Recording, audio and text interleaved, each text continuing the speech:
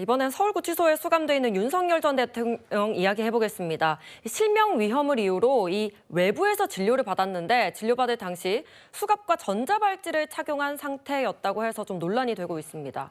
정광재 대변인님, 좀 국민의힘에서는 인권 문제까지 이야기를 하던데요.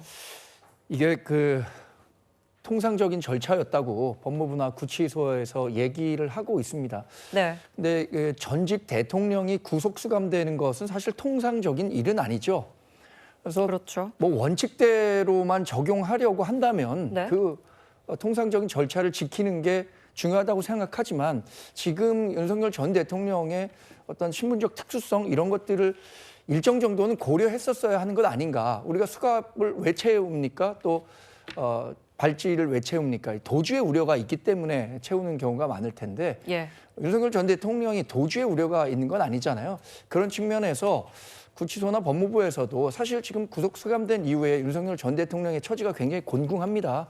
이런 부분들에 대한 고려도 좀 있었어야 하는 것 아니냐라는 문제 제기를 할 수는 있을 겁니다. 그러나 뭐 엄격하게 적용해서 다른 사람과 다를 게 뭐냐 이렇게 얘기를 한다면 또 그것에 대해서 반박할 입장은 아닌 것 같아요. 그래서 아주 복잡한 문제인데 조금 더 포용적인 모습을 보였으면 하는 바람은 갖고 있습니다.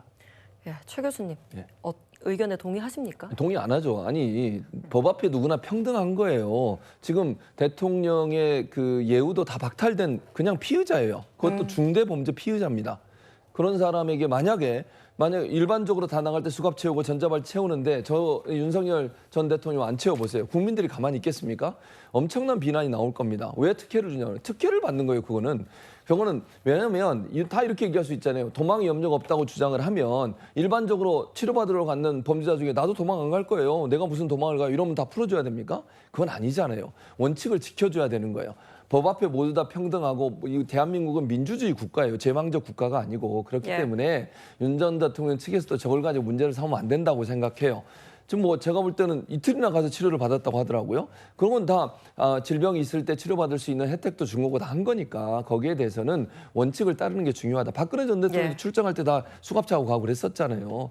본인만 특혜를 누리려고 하는 생각을 버리시는 게 좋다고 생각합니다. 제가 조금만 보완을 하겠습니다. 네. 이게 전자발찌라고 하는 것이 강행 규정이 아니에요. 할 수 있다라고 되어 있기 때문에 정말 특수한 경우에만 하는 것이 맞다라고 생각을 하고요. 또한 뭐 수갑은 그럴 수 있지만 전자발찌는 흉악범, 범죄가 확정된 사람들 중에서도 성범죄자 같은 사람들에게 재범의 우려가 있기 때문에 제한적으로 하는 보호 조치거든요. 그마저도 이중처벌이라고 하는 인권침해 소지가 있다는 비판이 존재하고 있습니다. 그런데 하물며 구치소에서 유죄가 확정되지도 않은 전직 대통령에 대해서 전자발찌를 채우는 것은 이것은 현행 규정상으로 보나 과거 전례로 보나 맞지가 않기 때문에 국제적으로 지탄 대상이 될 수 있다. 저희가 그렇게 말씀을 드리는 겁니다. 그 부분에 대해서는 말씀하신 것처럼 강행 짧게 규정은 아니지만 마무리해 규정이 주세요. 있기 때문에 해도 상관이 없는 거예요. 그게 국제적으로 문제가 되고 인권적인 논란이 된다고 보지 않고요. 그건 구치소나 아니면 법무부에서 판단할 문제다. 그렇게 말씀을 드리겠습니다. 알겠습니다. 네, 뭐 법무부에서도 관련해서 이 수갑 등 조치도 통상의 조치란 입장을 밝히기도 했습니다.